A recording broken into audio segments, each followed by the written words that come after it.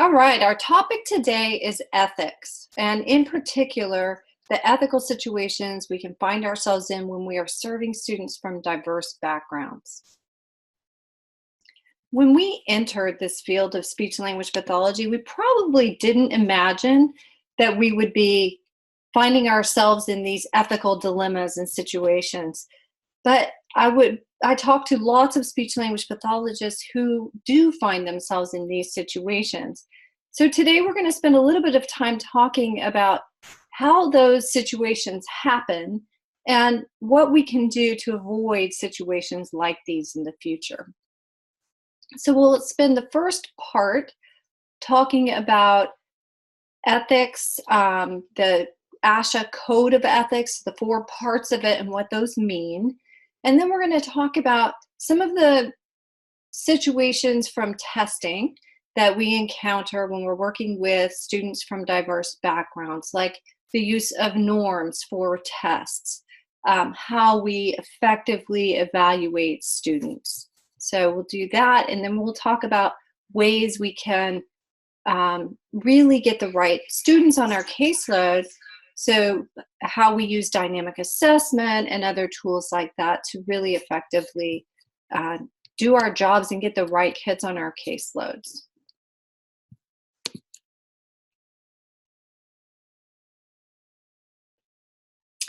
I'm going to start by talking about the Department of Education.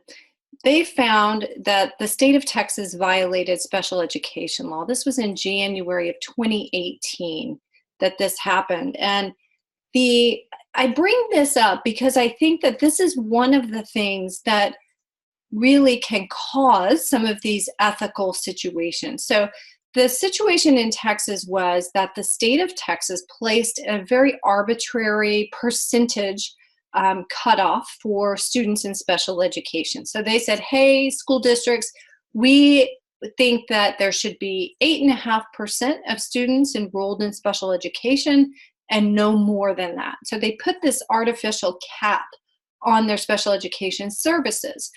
And then they would go out and check in on all of the school districts, and any district that went over that 8.5% cap got a big red flag, and they said, hey, you've got to do better. You are over referring students for special education services.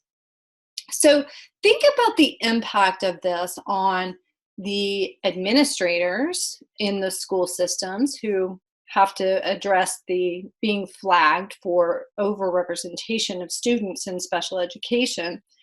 And then think about that pressure that goes from them to the speech language pathologists and other evaluators who are doing evaluations to make decisions about who is going to get special education services.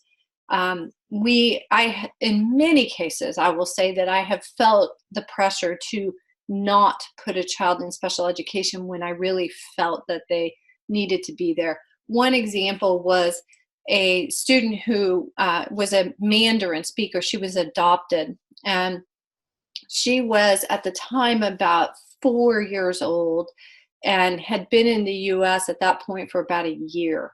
She was using a few single words to communicate. And the school district said, hey, what we don't know is this a lack of exposure, or maybe she just hasn't had the exposure to language, so we can't say that it's not due to that. In this particular case, we're talking about a 4-year-old who's been around lots of other children who had been in the United States in a school system for a year and was using a handful of single words. So there's a case where there was a lot of pushback when I said, this is a child who needs speech and language support. I felt the pushback because of the situation that the child had been in an orphanage, and people said maybe she wasn't spoken to. But I think that there's definitely some clear cases. Well, yes, we have to consider all of those circumstances. It's really important that we also kind of take a step back and say, how far behind is this child? And, this was clearly a child who needs some support. I'm going to share one other story, which was probably the most egregious situation. that came from this pressure on administrators. And this was a speech and language pathologist who worked out in a rural school district who called us just to get some advice on what to do. And what she said was that the administration of her district, which was a very tiny district, told them that they couldn't refer any more students with Hispanic surnames because students with Hispanic surnames were overrepresented in their special education program. So clearly, we've got pressure coming from all over the place, and we really have to figure out the right way to address these problems. Saying no Hispanic children can get special education service obviously is very ridiculous, right? But we really have to effectively do this. And we do know that historically, children from other language backgrounds who are English language learners are overrepresented in special education programs. And that's in large part because it's difficult to evaluate these students and get the right students on our caseloads. So we'll talk a little bit about that today as well. This is a snapshot from a presentation that we did in our group in 2008. And Scott Prath put this slide together. And what it is in Texas, this little orange piece on the left-hand side shows the districts who were, according to the state of Texas, in appropriately referring students for special education. All of the blue districts, so the ones to the right of the orange notch, all of those districts in the eyes of the Texas Education Agency were putting too many students into special education. So when you look at that, I share this because I think when you look at this and you say, oh, so 90% of the school districts in the state have too many special education students, we know we have a problem with the system, right? And this is a problem that many parents fought, that a lot of people put a lot of time into, and made the federal government, the Department of Education, aware of the situation. And now that's being remedied, and many of the students who didn't get services and should have are now getting services. All right. So a question, and I want you to think about this as you are, as we go through this webinar. Have you ever been put into a situation in your current setting or your previous professional settings in which you were concerned about your ethical values being compromised? And if so, please feel free to share that. And we'll talk about some of the cases that have come up to us. When we present on ethics, people do like to call and share or write us and share their stories. So we'll talk about a few of those. All right. Now, before we dive into that, I am going to do a quick review of our ASHA Code of Ethics. We'll start with the purpose of the Code of Ethics, which per ASHA is to ensure the welfare of the consumer and to protect the reputation and integrity of the profession. And, as we dive into the 4 pieces of the Code of Ethics, you'll see too that this Code of Ethics is also here to protect you. It is empowering. The information in it, when you are put in these situations where you feel like your ethical boundaries are being pushed, you have recourse to say, hey, this is my license, this is our national association, and here's what they say. So this is the reason that I'm reacting this way. Let's start with the first part of the Code of Ethics, which is personal responsibility. So this part of the code says, each of us shall honor our responsibility to those we serve professionally. We shall provide clinically competent services. We should refer to others when we can't provide clinically competent services. We shall obtain informed consent for research participation, maintain confidentiality of records, and things that we shall not do include discriminating on the basis of race, ethnicity, gender identity, gender expression, sexual orientation, age, religion, national origin, disability, culture, or dialect. So we need to serve everybody in our communities, and we need to serve them all well. The next piece is the professional competence part. And this says, we shall honor our responsibility to achieve and maintain the highest level of professional competence and performance. So that one is key, that we shall, I'm going to say it one more time, achieve and maintain the highest level of professional competence and performance. So kind of going back to the one that we just spoke about when we talk about the personal responsibility, and that we'll refer to others when we can't serve that person well. You know, we need to think about the fact that our field is very broad, but we also need to think about that we have the responsibility to grow in our field. So when we are encountered with a situation, when we encounter a situation that we aren't comfortable with and that we don't feel like we have the skills for, referring out once is great. Ultimately, though, that says to us that we need to build that skill set. So that's an important piece for us.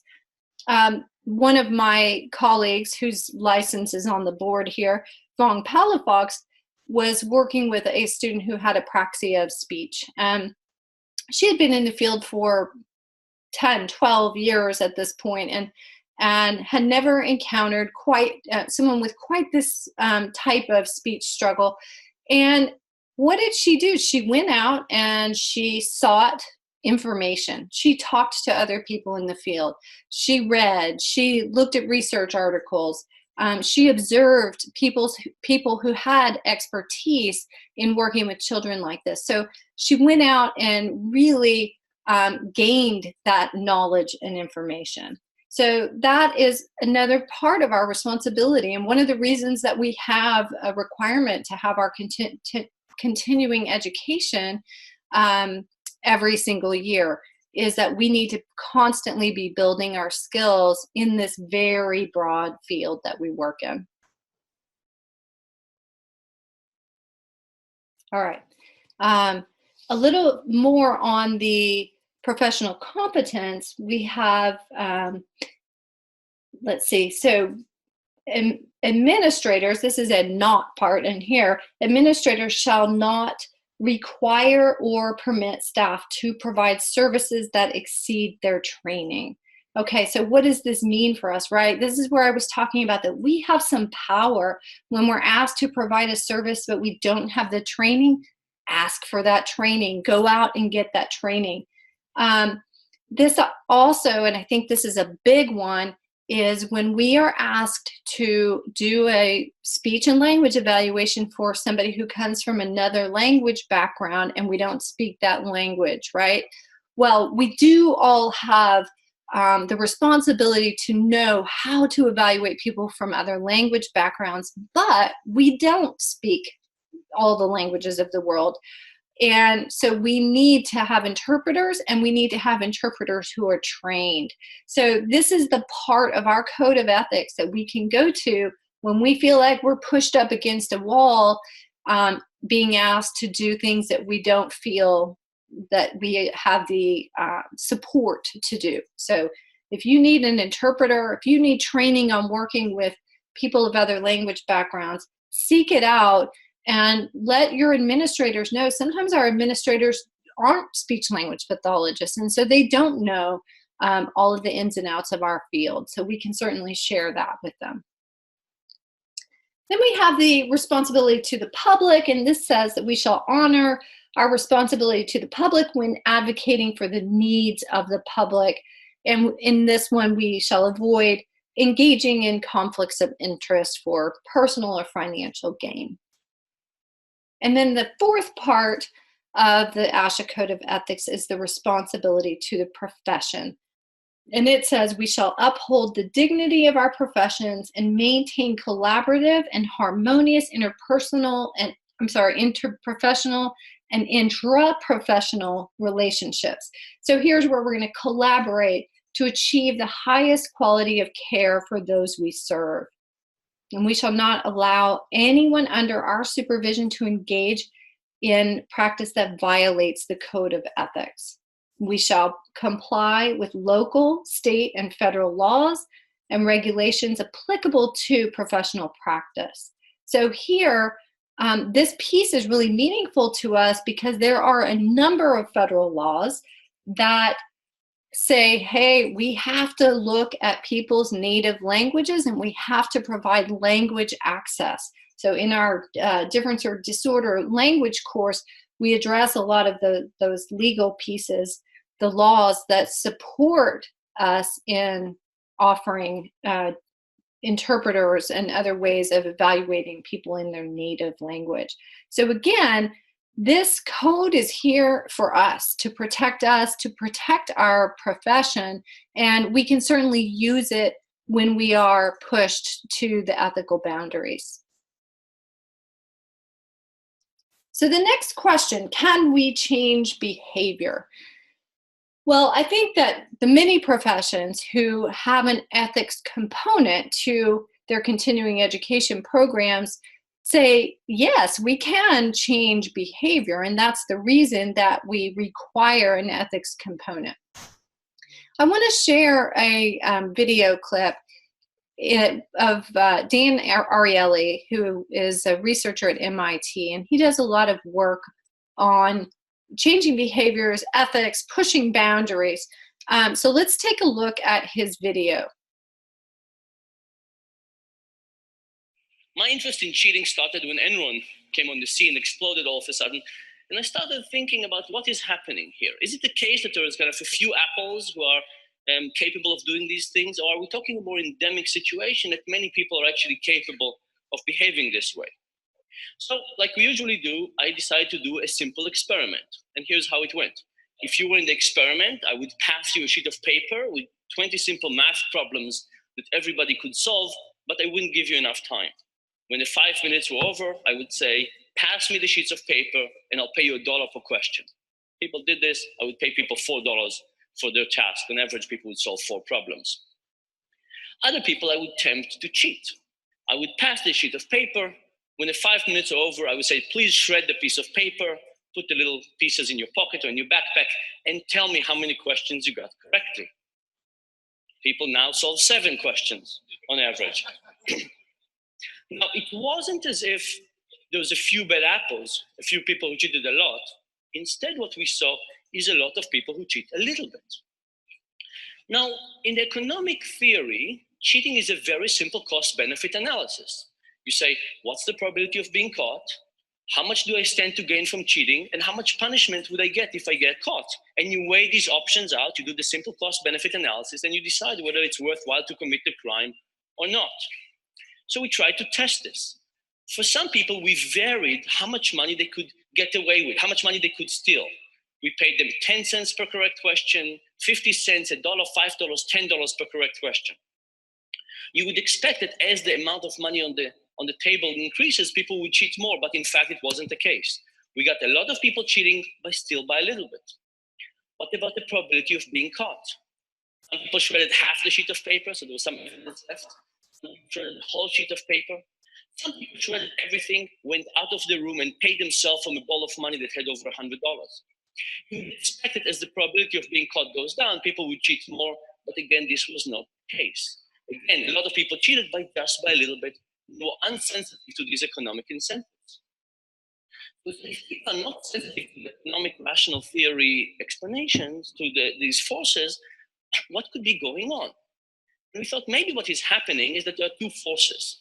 On one hand, we all want to look at ourselves in the mirror and feel good about ourselves. So we don't want to cheat.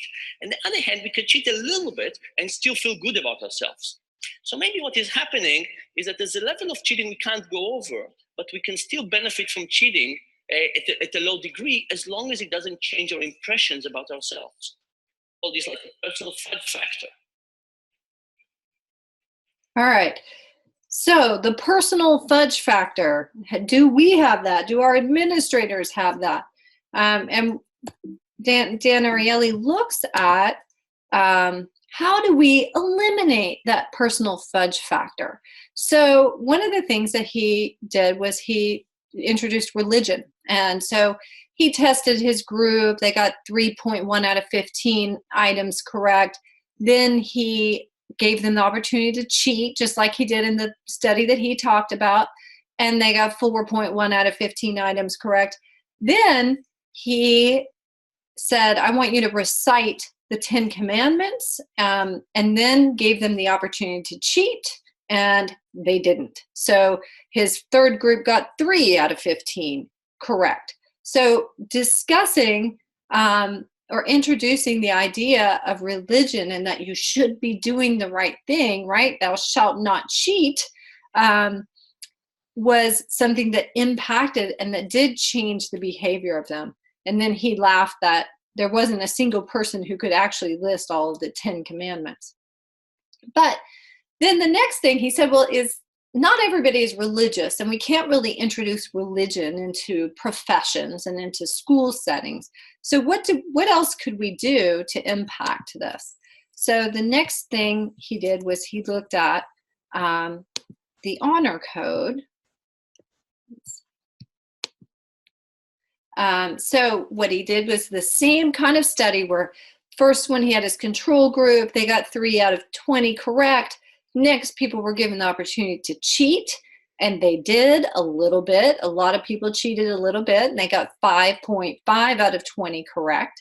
And then he said, okay, on this next one, I'm going to ask you to sign that you have read and understand the honor code of the university. And so people did that, and they went straight back to 3 out of 20 correct. So even when they were given the opportunity to cheat, they didn't when we asked them to sign the honor code. All right, so yes, can we change behavior? Absolutely, and talking about these things helps us. And I think that bringing these things up in the workplace is an important thing. If you feel like you're being pushed ethically, have a conversation about it. It doesn't have to be horrible. Just lay things on the table and say, here's how I feel, and here's how I would feel more comfortable. I'm a big proponent of walking in. If you have a problem, have a solution for it too. All right, so let's talk now about how culture and language influence ethical practice. One of the things about our field is that we use standardized tests all the time, and those standardized tests are in large part normed on monolingual English speakers. We do have tests for bilingual Spanish-English speakers now, but beyond that, we really don't have tests. So we have that fact, and then we have the fact that many insurance companies, many school districts have these requirements for scores that fall below a certain level for somebody to get services. So do we use those standardized scores? And this is a big thing that we need to think about. And we're going to talk a little bit about this and why it's problematic to use those standardized scores for people who do not fit that normative sample. Next, we'll talk about language differences and how those can impact test results, and cultural differences and how those can impact results. I want to show a slide here of the demographics of ASHA members versus the US population. When we look at the makeup of the ASHA members in blue on this slide, you can see that it does not look like the US population. The diversity in our field is much, much more limited than the diversity in our population. What does that mean for us? What it means is that just about every single one of us is going to be working with a diverse caseload. We will be working with people who speak languages we don't speak, people who come from cultures that we are not familiar with, people who are part of religious groups that we are not part of. And we need to appreciate those differences and recognize those differences and be sure that those differences are not influencing our testing. All right, I'm going to share a few ethical questions that have come up.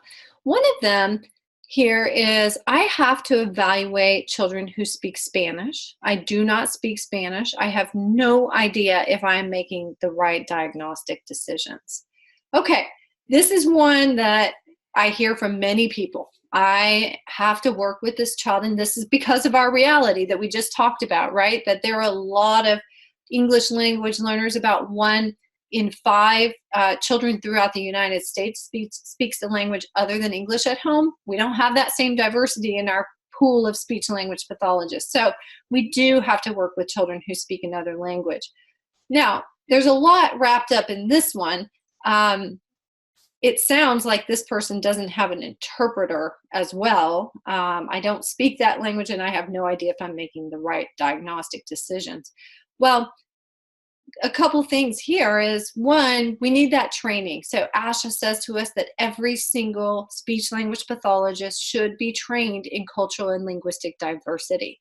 That means when we are faced with evaluating somebody from another language, we need to be able to do that. Now, we need resources to do it, right? We need that training. We need interpreters. We need information, but we can get that information, and then we can make good diagnostic decisions. The next comment was, I have a few children who need bilingual services. Our district does not provide those children with the services due to hiring difficulties and due to budget. This is not all that uncommon, that for speech therapy, many school districts, many clinics do not provide bilingual services for students who are bilingual.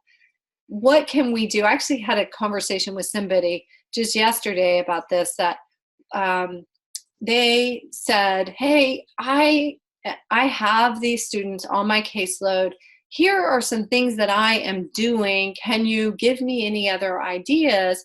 And she said that she works with the family very closely. The family is bilingual, and she has them translate things that she's working on.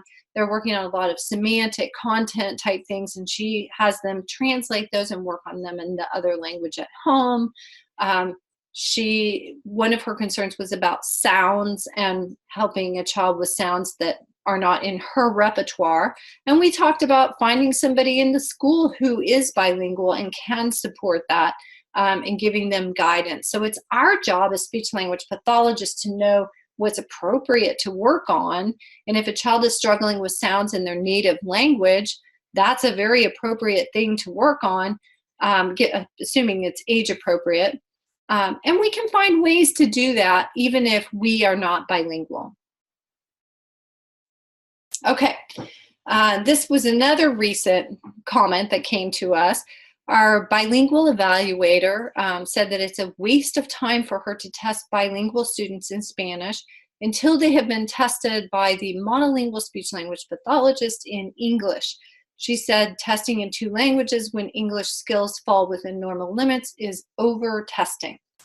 Okay, so this one is a big one too. So we know that we can't rule in a language impairment. We can't say there's a language impairment unless we see that a child is low in both of the languages they speak, right?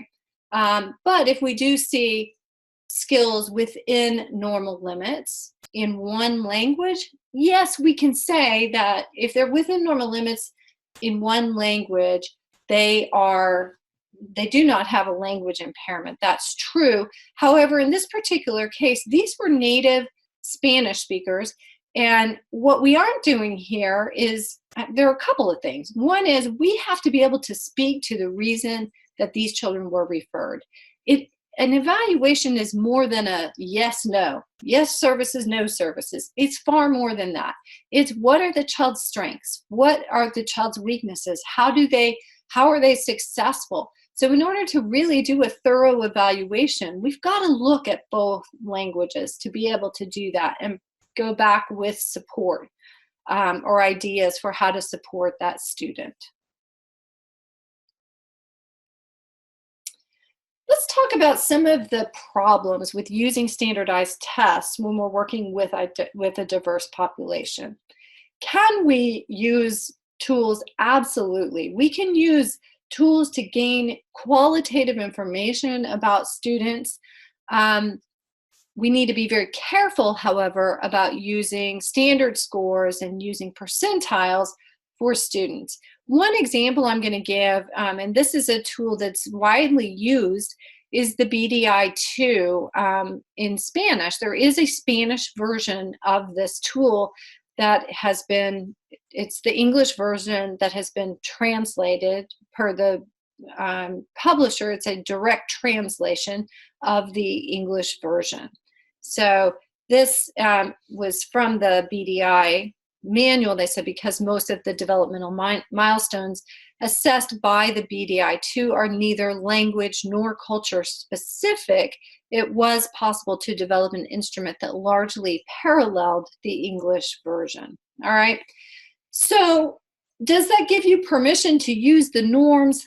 No, it really, really doesn't. We have to think about many aspects of equivalence when we are talking about using tests with students who are not a part of that norming group or do not fit the profile of the normative population.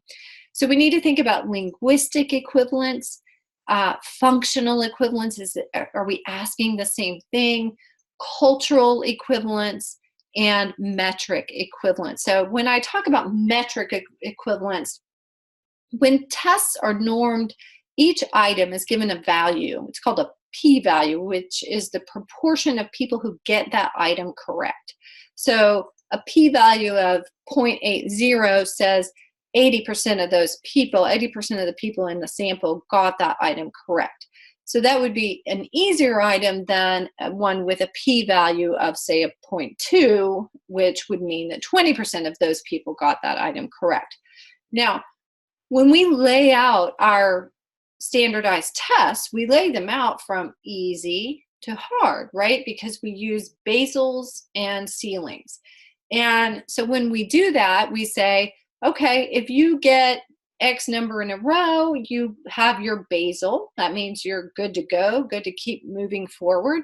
And once you miss a certain number, then you've hit your ceiling and you stop testing.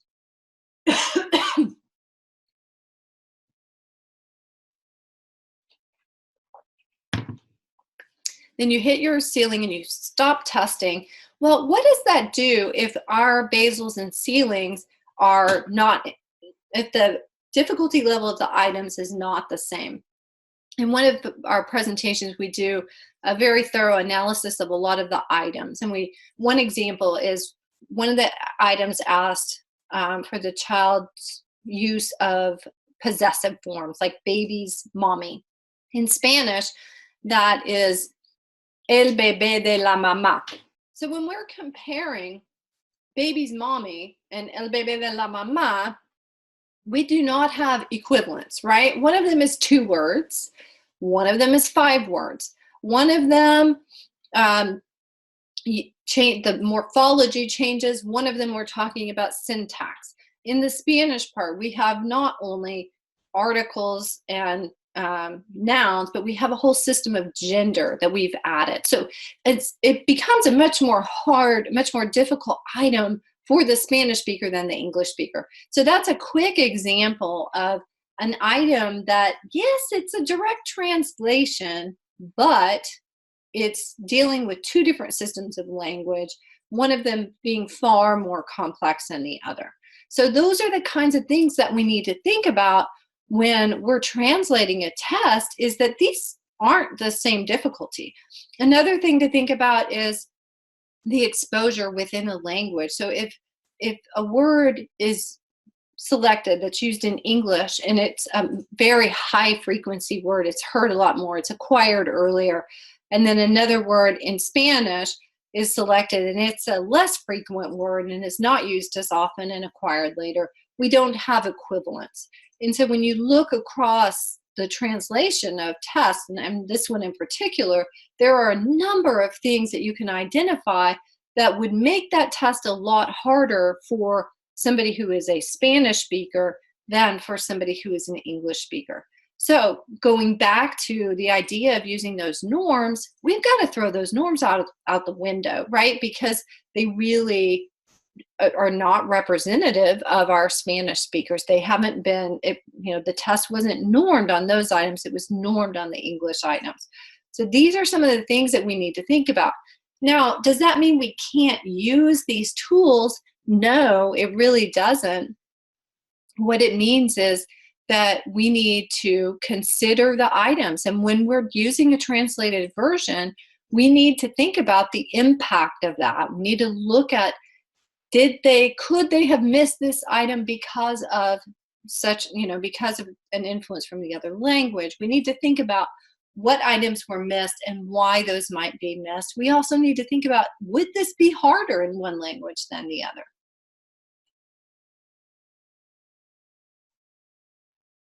So we can use the qualitative information, and that's a perfectly appropriate way to do that. But we need to be mindful about using our clinical judgment when we are working with tools that were not designed for the population that we're using them on. So in this particular example of the BDI-2, motor skills and daily living skills, things like that are not as influenced, but as they noted, language and culture are a part of the communication domain. So that area is much more impacted. Now this slide shows us the expectations of ASHA for selecting an evaluator. And level 1, so the ideal is that we have a trained bilingual speech-language pathologist who is fluent in the native language of the child, and if it's a bilingual child, the 2 languages, so fluent in both languages. That's ideal. If we don't have that, then having a trained monolingual, and when I say trained, they're talking about in cultural and linguistic diversity. So trained monolingual speech-language pathologist who's assisted by a trained bilingual ancillary examiner. Level 3 is a trained monolingual speech-language pathologist assisted by a trained interpreter, right? And then boom, that's it. So we need, the one thing I'm going to point out here is that at every single level that ASHA proposes, the speech-language pathologists are trained in cultural and linguistic diversity. So it's our job to understand the intricacies of the languages, and we're going to be supported by somebody, a bilingual ancillary examiner or a trained interpreter, to help us in analyzing the differences. So I'm going to spend the rest of the time talking about kind of the basics of trained in CLD issues, starting with speech. And we have very in-depth courses on these things. So these are really brief highlights of what we're going to be looking for in these areas. And if you don't feel like you are trained in CLD issues for these areas, you can certainly dive into our other courses and go much further in depth than I'm going in this presentation. So here we have our boxes. When we are working at evaluating children from other language backgrounds, we're going to be looking at their errors, right? That's why they were referred to us, because they're making some kind of error. And in this case, we are going to classify their errors either as normal developmental errors, as second language influenced errors, or as atypical errors. And if they fall into one of the green boxes, we're okay with that. That is not indicative of a problem. However, if we can't fit an error into one of those 2 boxes, it goes into the red box. And it's when we end up with a lot of these red errors that we are going to be concerned. So how do we go about this process? One thing we're going to look at is speech intelligibility. This is really, really critical in the assessment. And I can't tell you the number of times I've heard people say, well, yes, I can understand him, but he's bilingual, and attributing bilingualism to this. Well, we know that regardless of the language you speak, children should be intelligible to their parents by the time they're 3 years of age. And for unfamiliar people who speak their languages, they should be intelligible by the time they're 4 years of age. If we have a 5, 6, 7-year-old who isn't intelligible, that's a problem. Next, we're going to go through 3 important steps in the speech evaluation when we're working with children from other language backgrounds. So we need to look at their shared versus unshared sounds, phonotactics, and developmental acquisition. Let's take a look.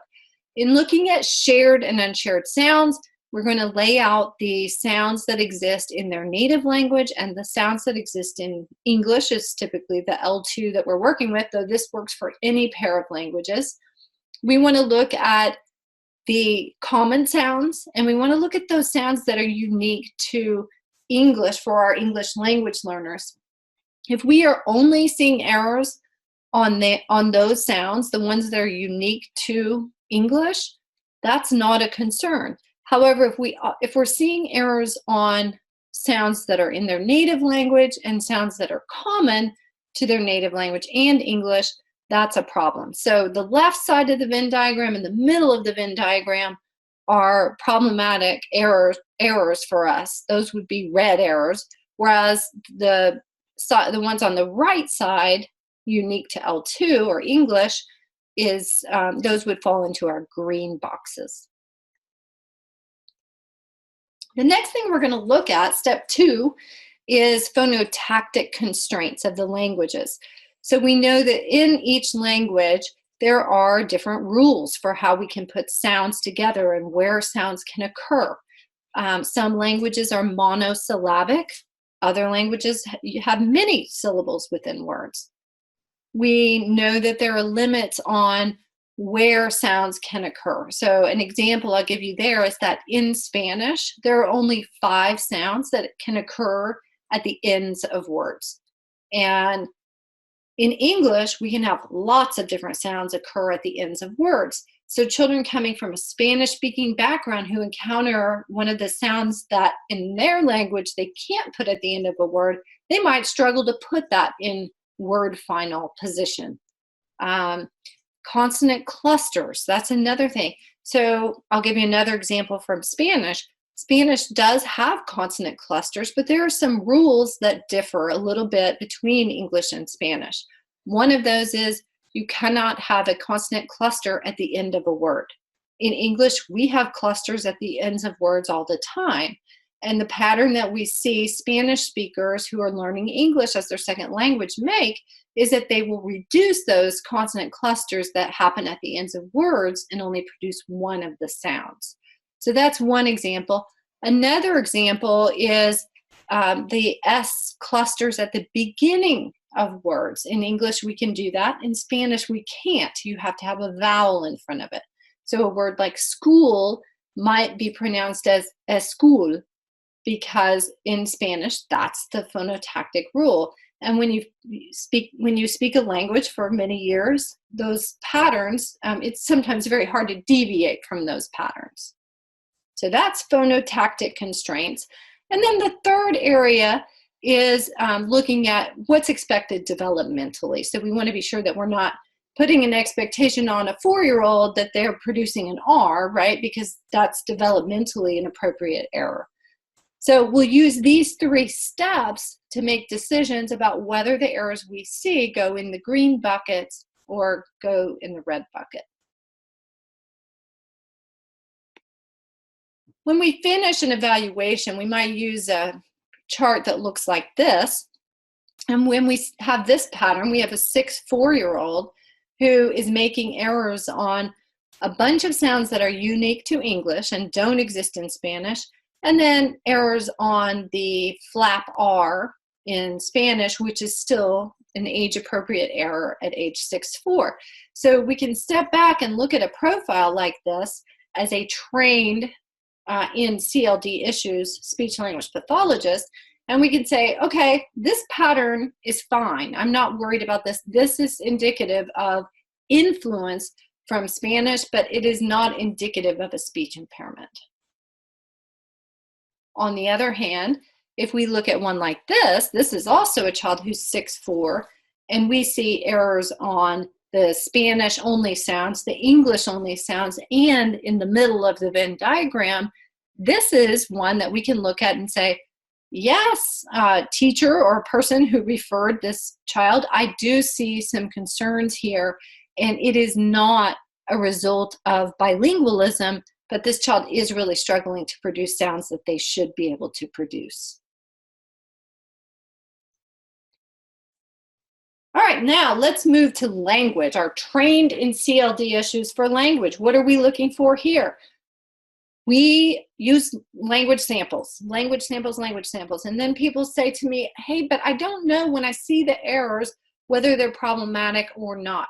Well, we know that children who are learning English as their second language make a lot of errors in their language samples. This is a study from children with typical development, and you can see that in the right-hand graph. The teal line is the total number of errors that these kids were making, kids with typical development, and the total number of errors that they're making in first grade was higher than 30%. That was the average across 75 kids. So this is common, right? Lots of errors that these kiddos are making. And these errors, when you compare that to Spanish, where they are not making anywhere near that number of errors, it says there's an influence going on here, right? Because in their native language, they're not making that level of errors. But in English, they are. So our job then becomes to identify which of those errors are problematic, right? We can't just say, oh, he's making a lot of errors, let's put him in speech therapy. That does happen, unfortunately. Many children get referred because they're making so many errors, but we need to put on our glasses and say, what kind of errors are they making, so that we know which children need to be in speech therapy and which ones don't. So let's take a look at what some of these are. Some of the common errors that we saw children who have typical development make were verb errors, pronoun errors, word order errors, preposition errors, multipurpose verb errors, and vocabulary errors. So I'm going to talk briefly about each of these. So verb errors, the most common pattern that we saw was that children basically just used the simplest form of the verb. So instead of saying he walked, they said he walk. Instead of saying he climbed, they say he climb. Okay, so the simplest form of the verb, and not one that marks person. So if we were using present tense, he walks would be the correct form, but it's just cutting all of the endings off and using the simplest form. So that was a very common pattern, and that was the most frequent pattern that we saw in this group of students. Next up is pronoun errors. In Spanish, once the subject of a sentence has been established, then you don't need to put a pronoun in every time. That information about the who is carried in the verb in Spanish. So one pattern that we saw was children would use that rule when they were speaking English, and they might drop the pronoun. So an example of an error might be, Maria went to the store, bought bread, dropping the she, because in Spanish, compró, bought, indicates that it was the she because of the marking on it. Word order. The word order in English is subject, verb, object for the most part. In Spanish, word order is very flexible. So when we see children putting words in different orders, not subject, verb, object, if they're coming from a language background where that's acceptable, we need to consider that a difference and not a disorder. Adjective noun order is another one. In English, we have an adjective followed by a noun, and in Spanish, it's the other way around. Preposition errors. There is not a one-to-one correspondence between prepositions in English and in Spanish. As a result, people make errors. One very common one is the preposition en in Spanish, en, which represents both in and on in English. So what we see happen is somebody might use in for on because they don't distinguish those two words in the Spanish language. Another error that we see is dropping prepositions. In English, we use a lot more prepositions than we do in Spanish. And the reason for that is that that information is carried in the verb in Spanish. So buscar means to look for. And so we drop that for often. The Spanish speaker who's learning English might just say, I'm looking my shoes instead of I'm looking for my shoes. This is a list of common preposition errors. You can find this and more of these on our website. There's plenty of free resources on the website. So those give very common examples of preposition errors. Next are multi-purpose verb errors, and these are verbs that can be used in a variety of different ways.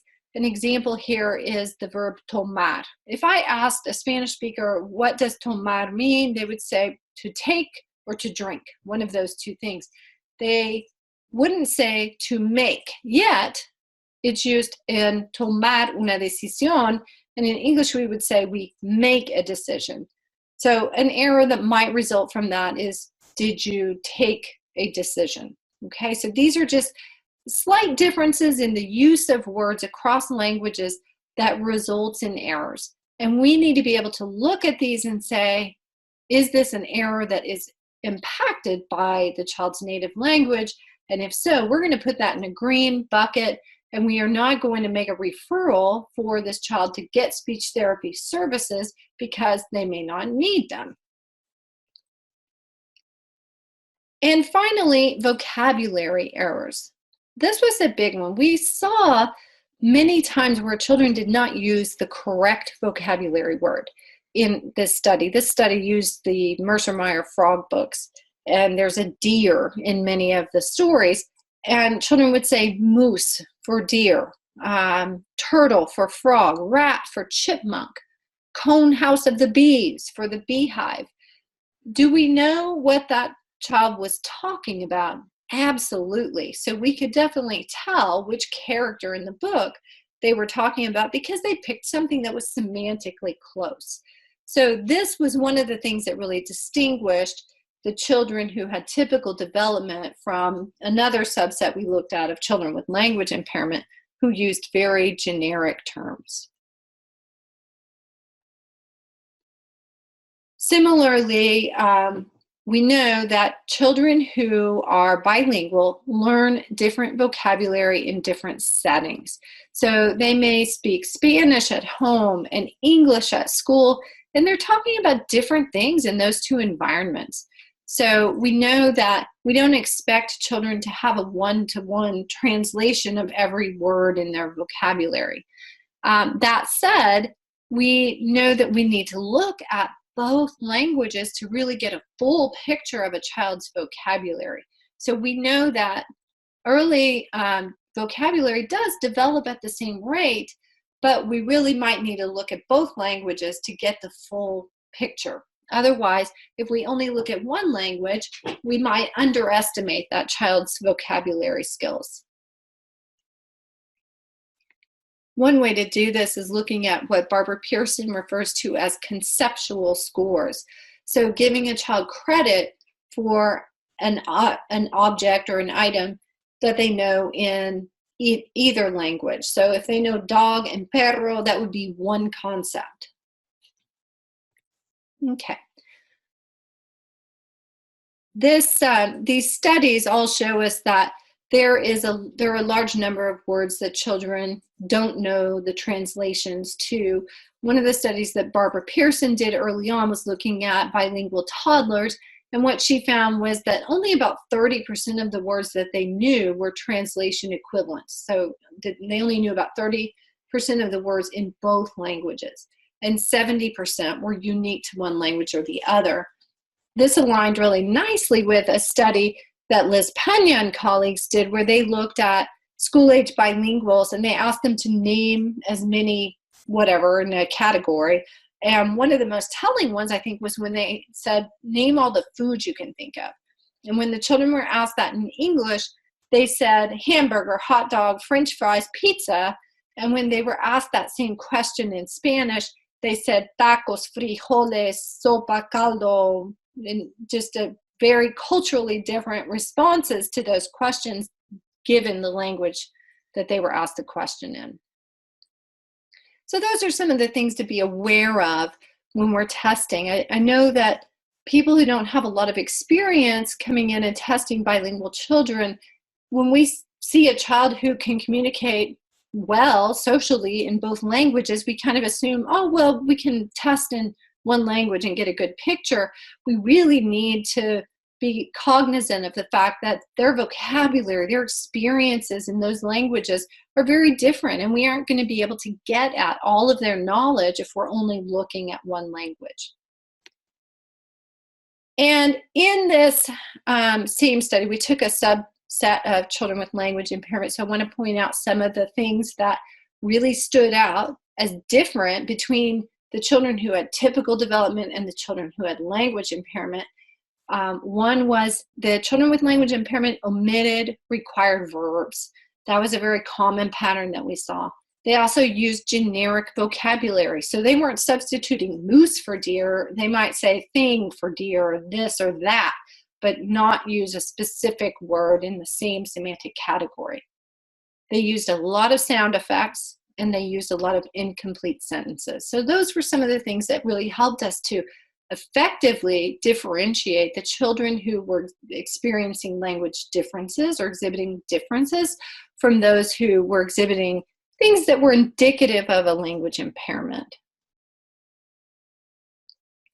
So back to our boxes, we have things that we can put into our normal developmental errors. We have all of these influence pieces that are going to go into our native language influence, and anything that we can't fit into those boxes go into our atypical errors box. And when we have a lot of those red errors, those are the kids who likely need our services.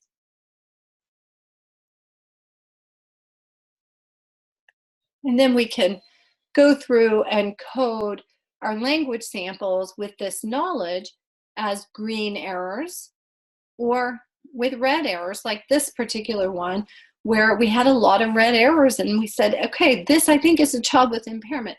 Obviously, we are not going to look at only one thing. We're going to look at test scores, we're going to look at language samples, and we're going to look at dynamic assessment. And that brings us to the last part of our webinar today, that we are going to talk about dynamic assessment, which is a strategy that helps us to differentiate students who don't perform well because they are unfamiliar with the tasks from those who don't perform well because they have an intrinsic language learning disorder. When we do a dynamic assessment, we are doing a test, a teach, and a retest. So we're giving the child an opportunity to show us their knowledge. Then when we see deficits in that knowledge, we will teach to that. And then we want to retest and see what they learned. Doing this really helps us eliminate a lot of the bias that is inherent in standardized tests and allows us to look at a child's learning potential. So we're able to say, okay, could they learn this easily or not? Now, dynamic assessment can take a really long time, but it doesn't have to. So when I first started doing dynamic assessment, we would go out multiple times and do interventions and things like that. And I know that that is not practical in a clinical setting. That is not practical in our school settings. And so one of the things I've been playing with for a little while is trying to do just quick, easy dynamic assessments within my regular assessment period. So I immediately identify errors that I see in testing or in the language sample. I do a quick teaching session, and then I look at their progress. So who am I going to use this for? Anybody who I see some type of deficit for. If I test a child and they score perfectly in all areas and their language sample is beautiful, I'm not going to do a dynamic assessment on that child. But if I test somebody who is low in some area, I'm going to attempt a dynamic assessment to look at their progress. This allows me to look at their responsiveness and think about, so this is a key piece here, is the amount of examiner effort. That Carol Litz, who's done a lot of research on dynamic assessment, found that amount of examiner effort was the most, the best predictor of whether a child had an impairment or not. So think about how important that is for us to think about how much effort did we put into that, and then how much response did we see to that effort.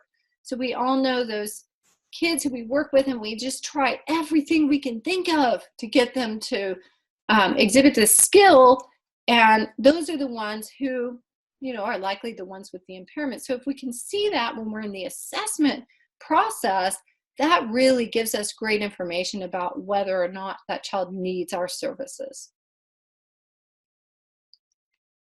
Dynamic assessment has 5 components to it in the teaching session, which is referred to as the mediated learning experience. Those pieces are intentionality, where we talk about what we're doing. Meaning is the next one, and we're talking about why it's important. Transcendence is, we talk about what would happen if we didn't have this skill, where we're trying to get the children to take this to a little bit higher level and make it meaningful to them. And then we apply and we practice and we give the children opportunities to show us the skill. So those are the steps. And one of the things that we've done is put together mediated learning experiences for a number of different areas of receptive language and expressive language and speech, phonology, where we can quickly go in, give some support, and look at change. And it is quick, and this is really what we want to differentiate these students who have impairments from those who don't have impairments, is we want to know, can you pick this up really quickly if I give you a little bit of support? And if so, that says to me that you don't need that support. I'm going to give one example of a student I tested not too long ago who her teacher was concerned about her ability to follow complex instructions. I talked to the parents and they were not concerned. And then I ran her through a self-5. This was a child who was an English speaker with a fair amount of exposure to Arabic. So her parents were both bilingual in Arabic and English. And they spoke English at home for the most part. So that's been the child's primary language throughout her life. But she's heard Arabic her whole life, and she, for about a period of a year, had been going and learning Arabic on Saturdays, learning to read and write in Arabic. So when I administered the self-5, she bombed the concepts and following directions. Subtest of that with a 4 was her score. And I looked through that and saw that every item that she missed was a sequence item. And what she was doing is she was starting from the right-hand side and moving left to implement her instructions. So once I gave her a quick lesson on, hey, when we're operating in English at school, we move from left to right. And I gave her a visual cue of making an L with her left hand to use so that she would know. And then I re-administered those. She had missed 17 items. I re-administered those, and she got 14 out of 17 of those correct with that tiny amount of teaching. So that's a clear case of, yes, there's teacher concern. Yes, she didn't do well on the testing, but with very minimal instruction, she did great. So that's not a child who needs speech therapy to address that. We also can take this information that we get from looking at the changes in the child, their responsiveness, our effort, and their ability to transfer that information.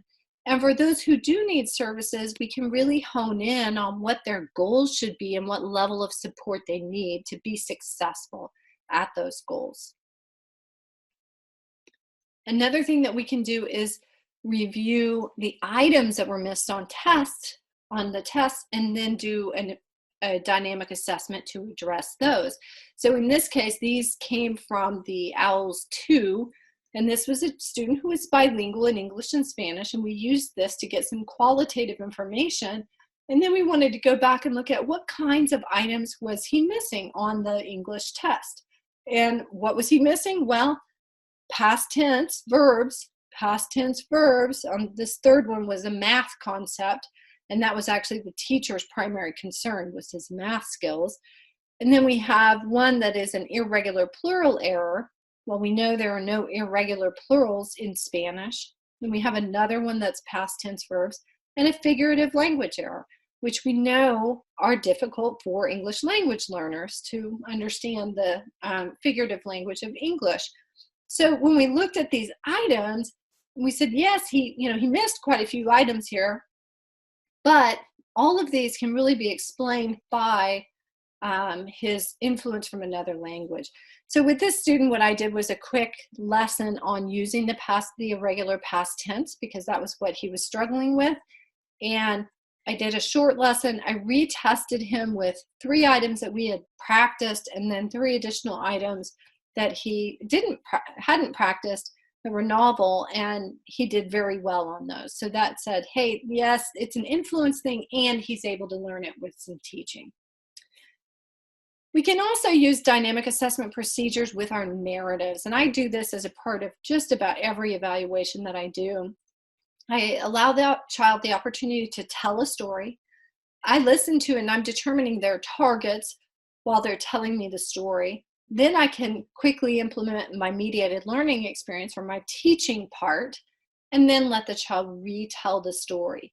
And I can look at the change in effort. One example I'm going to give is one that I just analyzed, and it was a student who used all simple sentences. He was 7'4", and every sentence that he used in his narrative was a simple sentence. And I expect more complex language for a 7'4" So we took his language sample and put the ideas together, and then asked him to retell the story. So we practiced making complex sentences, and then I said, okay, now I want you to tell me the story again. And he went from having all simple sentences. I think he actually had 1 complex sentence in his first story tell, but by the time we got to the retell, he had 20 complex sentences in his story. So again, there was minimal teaching, maximum change, and that's an indication that we don't need speech therapy. All right, so we can put a big old check here on our trained in CLD issues, right? And if not, if for any of these areas, if you are seeking more information, we have much more intense courses on these different issues. This was a very cursory view today to talk about some of the things that we need to be aware of to be trained in CLD issues. But if you feel like you need more support, please go and check out our website and look at some of the other courses, the difference or disorder course for language, difference or disorder for speech. Those are some great courses that can quickly get you up and running if you feel like this is an area of the field where you need more information. All right, thank you so much for joining us today.